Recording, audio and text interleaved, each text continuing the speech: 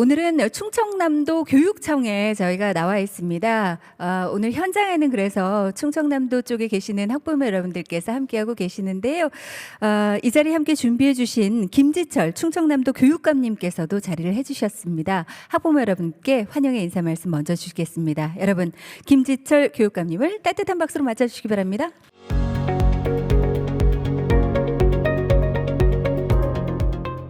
예, 안녕하세요. 눈길을 뚫고 달려오신 우리 학부모님 여러분, 그리고 충남 교육 공동체 여러분 진심으로 환영합니다. 충청남도 교육감 김지철입니다. 찾아가는 교육정책 서비스인 충남교육청 교육정책 이야기마당에 대면과 비대면으로 함께해 주신 우리 충남 교육 공동체 여러분 진심으로 환영합니다. 큰 안목으로 멀리 내다보고 시대 변화에 따른 미래 교육에 대한 준비를 좀 잘할 필요가 있어서 이러한 자리를 오늘 만들었다. 이렇게 말씀 올리겠습니다.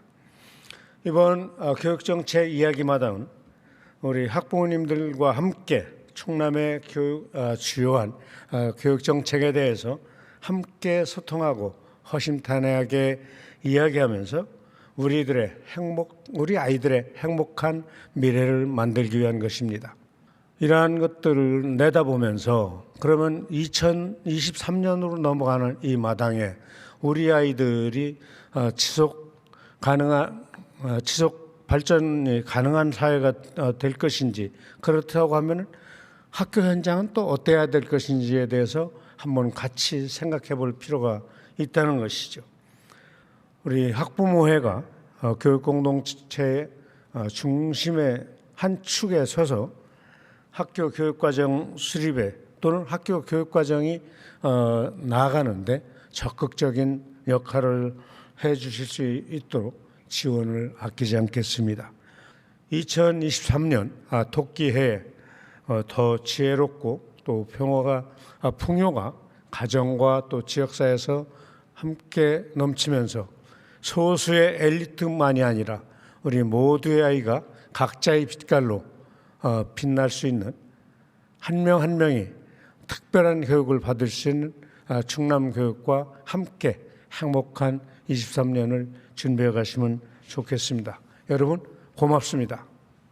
우리 아이가 행복한 미래를 갖기 위해서 제일 먼저 해야 할 것은 무엇일까요? 라는 질문에 의견, 여러분의 생각에 답을 적어주시면 여러분의 의견이 가장 많은 단어가 보이게 될 겁니다.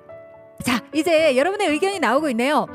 가장 큰 글씨로 나오는 것이 가장 많은 의견을 내어주신 단어가 되겠습니다. 소통. 우리 아이의 행복한 미래를 위해선 소통, 얘기를 좀 많이 나눠야겠다.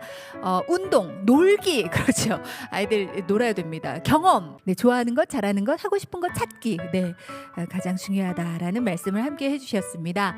네, 여러분께서 이렇게 참여를 해주셨기 때문에 우리 학부모님들의 생각도 행복한 아이의 미래를 위해서 무엇이 필요한지 들어볼 수 있는 시간이 됐습니다. 참여 감사드리겠고요. 이후에 펼쳐지는 정책 소통 시간에도 학부모 여러분들의 많은 참여를 부탁드리겠습니다. 댓글을 통해서 여러분들의 의견과 질문을 남겨주시면 저희가 여러분과 함께 나누겠습니다.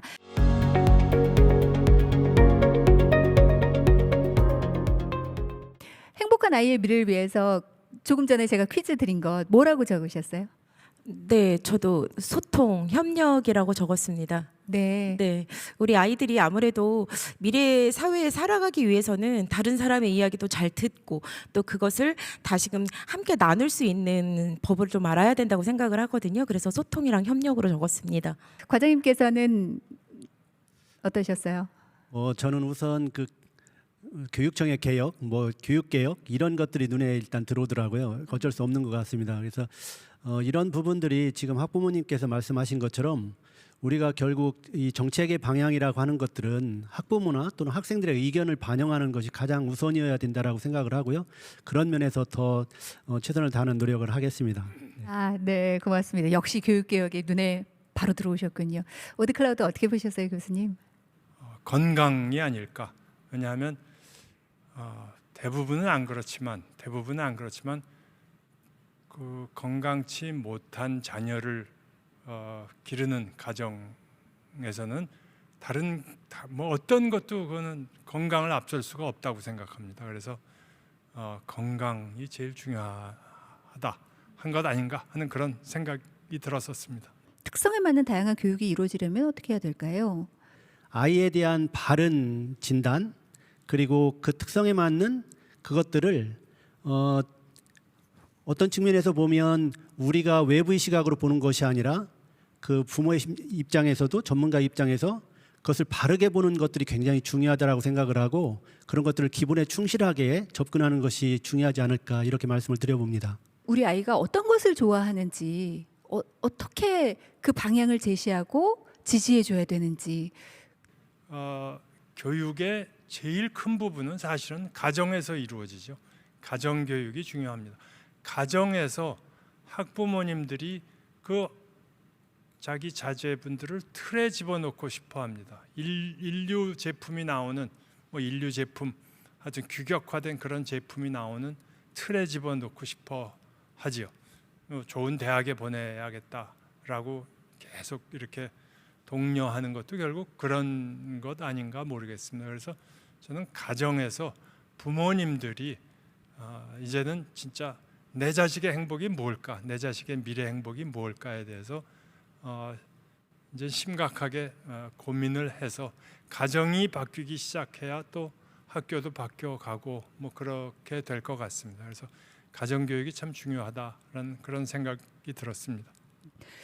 그래서 가끔 학부모님들은 궁금해하세요. 전문가들은 아이를 어떻게 키웠을까? 교수님도 자녀가 있으시겠죠? 물론이죠. 예. 네. 어떻게 좀 방향을 제시해 주셨었어요? 교수님께서는. 제 자녀라는 게 이미 다 40대가 됐으니까. 그렇죠. 예. 아까 말씀드렸던 구석기 시대에 지금하고는 좀 많이 다르겠죠. 살아온 예. 사람들이고요. 네. 그러나 저는 가능한 한 특히 대한민국에 굉장히 많이 그러지 않습니까? 아버지들은 관심을 좀 덜 갖고 어머니들이 이제 훨씬 더 그 가정 교육에 영향을 미치죠. 그래서 어머니의 역할이 중요하다.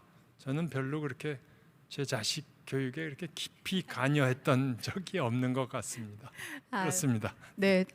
아마 그 세대의 가장 솔직한 답변이 아닐까라는 생각이 드는데 이수진 그 학부모님께서 소통에 대한 이야기를 해주셨는데 어떻습니까? 아이들의 눈으로 소통하는 법. 저 같은 경우에는 소통이 참 필요할 때 다른 사람이 예스라고 할 때 노라고 할 수 있는 좀 용기 있는 엄마가 됐으면 좋겠고요.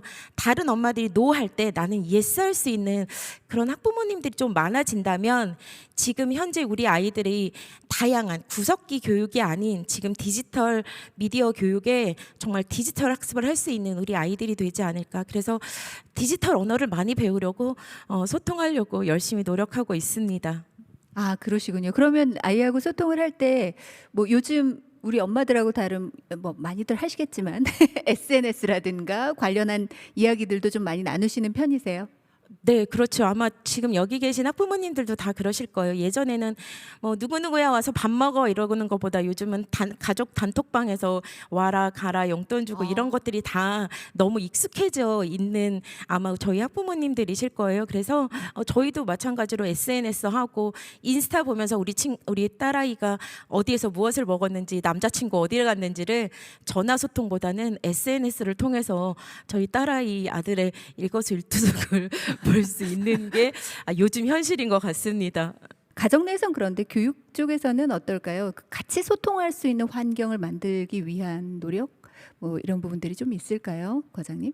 우리 사회가 이제 인구수도 점점점 줄어드는 상황에서 부모와 아이의 시간을 많이 갖게 하는 것이 우선 중요하다라고 생각을 합니다. 그래서 그런 부분들이 결국은 나중에 지금과 같은 방식으로 갔을 때는 사회적 비용이 더 많이 들 것 같아서 우선 정책적으로도 그렇고 그런 고민들이 좀 있어야 되지 않을까. 부모의 역할 이런 부분들도 조금 이제 제도적으로도 우리가 할 수 있는 부분들이 있어야 되지 않을까 그렇게 한번 생각해 봤습니다. 네, 부모의 역할에 대해서 말씀 나눠주셨는데 학부모 교육에 대해서 어떻게 생각하시는지 좀 궁금합니다. 먼저 교수님께 여쭤볼까요? 사람의 그 사고 방식 이런 건 다 유치원, 초등학교 때 다 결정된다고 그러지 않습니까? 저희는 후진국 사람들입니다. 후진국 사람들이고요. 그다음에 지금 40대, 50대 이 학부모님들은 중진국 사람들입니다. 중진국 그 마인드를 갖고 있습니다. 그런데 지금 아이들은 선진국 애들입니다. 이 중진국 어른들이 후진국 애들한테, 이 중진국 어른들은 또 후진국 할아버지 할머니한테 교육을 받았었기 때문에 그런 거죠. 그래서 스스로가 깜짝 놀랄 정도로 혁명적으로 바뀌어야 이 선진국 아이들하고 저는 소통이 될 수 있다고 생각합니다. 그래서 그게 우리가 빨리 발전해서 생긴 일인데 어떻게 하겠습니까? 그런데 그래도 어른들이 노력을 해야죠. 학부모님들이 노력을 해야죠. 학부모님들이 계속 공부하고 아이들하고 소통하고 아이들한테 맞춰주기 위해서 노력하는 수밖에 저는 없다. 그렇게 믿습니다. 네. 입시 문제가 또 늘 걸리더라고요. 이런 부분에 있어서는 밸런스를 어떻게 맞춰야 될지 그걸 궁금해하세요. 입시가 예. 진짜 큰 문제입니다. 입시가 네. 큰 문제고 학부모님들도 다 이렇게 하면 안 된다 하는 걸 알면서도 안 하면 우리 아이가 완전히 탈락되니까 할 수 없다. 이제 그런 게 굉장히 많죠. 하여튼 그 18살 꽃 같은 그 젊은이들을, 대한민국 젊은이들을 아침 7시부터 저녁 5시까지 하루 종일 모아놓고 시험을 보게 하는 그런 거는 이제는 빨리 우리 사회가 그건 학부모님들이 나서면 저는 금방 없앨 수 있다고 생각합니다. 그래서 그런 제도부터 없애면서 대학교 입시도 이제 너무 서열화되어 있는 거 이런 걸 털어나가야겠죠. 그건 다 함께 노력하지 않으면 안 될 일이라고 생각하고 이걸 언제까지 계속할 건가? 심각한 대한민국의 미래에 심각한 문제라고 그렇게 생각이 드네요.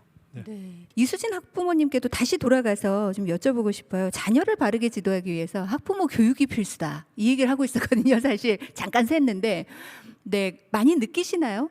선생님들이 이 교육들을 선생님들의 프레임 안에서 학부모들을 입시 위주 아니면 진로에 관련된 좋은 연수들을 너무 많이 해주시기는 하나 이것들이 소수의 특정 계층의 임원진들의 학부모 연수만이 되는 경우가 참 많더라고요. 그런데 직장인들 그리고 자영업을 하시는 분들은 그 일정에 맞춰서 수업을 학부모 연수를 너무 받고 싶어도 못 받는 경우가 많거든요. 그래서 교육의 주체인 학부모도 다양하게 교육을 받을 수 있는 시간대라든지 이런 것들이 좀 자율적이었으면 좋겠고요. 학생들과 학부모가 함께 참여할 수 있는 그런 교육들이 좀 있었으면 좋겠고요. 여기서 한 가지 좀 덧붙이자면 각 모든 학교에는 학부모회가 운영되고 있습니다. 선생님들이 해주시는 프로그램도 너무 훌륭한 그 학부모 연수이기는 하나 학부모회가 4월에 구성이 되고 그 학부모회에서 우리 학부모 저희는 부여이기 때문에 부여에서 있는 엄마들은 어떤 교육을 했으면 좋을까?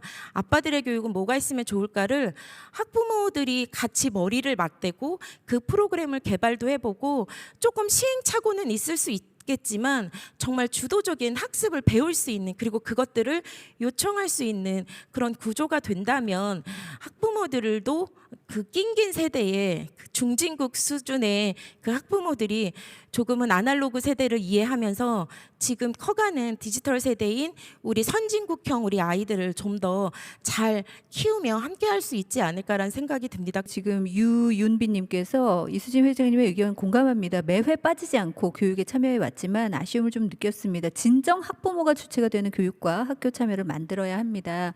많은 참여를 부탁드립니다라는 의견을 주셨는데 또 한쪽으로는 박형영님께서 학부모가 움직인다고 해도 지금 교육 시스템으로는 한계가 좀 있습니다. 모두 움직여 주셔야 하고 부모와 아이와 교사가 함께 한 자리에서 교육이 이루어지고 소통이 필요할 것 같습니다. 이런 의견을 주셨는데 오늘 교육계 쪽에서는 한 분만 나와 계셔서 어깨가 좀 무거우실 것 같아요. 윤여준 과장님 어떻습니까? 학부모 교육에 대한 이런 프로그램들도 많이 운영이 되고 있는지 또 어떤 부분이 좀 필요하다는 생각이 드는지 현장에서는 궁금합니다. 여러 가지 학교의 변화들 속에서 아이들의 의견을 적극적으로 받아들이려고 하고 그리고 그런 부분들이 온라인이든 오프라인 상에서 아이들과 직접적인 소통을 하려고 하는 그런 부분들 굉장히 많이 있거든요. 저희도 지난번에 그 미래교육 2030을 그 추진 계획을 가지고 그 15개 시군을 돌면서 아이들과 선생님들과 직접적인 의견을 들은 적이 있는데요. 그리고 이제 내일 그러한 부분들을 아이들이 미래에 대한 연설문이나 시나리오를 이렇게 제시하는 그런 시간이 있는데, 앞으로 이렇게 아이들이 직접적으로 참여하고 아이들의 의견을 적극적으로 들어서 그 의견들을 반영하는, 정책적으로 아이들의 의견이 반영된 그런 부분들을 많이 고민을 해보겠습니다. 네, 고맙습니다. 아이들의 과제를 어른들의 과제로 인식하고 있다. 아, 이게 굉장히 좀 공감되는데 교수님께도 좀 조언을 구하면 좋을 것 같은데요. 현장에서 우리 학생들이 주인공이 될 수 있는 그런 환경 어떻게 만들면 좋을 것 같다는 생각이 드세요, 교수님? 글쎄요, 뭐 지금 뭐 굉장히 그런 노력들을 저는 우리 사회가 이미 많이 하고 있다고 긍정적으로 그렇게 생각합니다.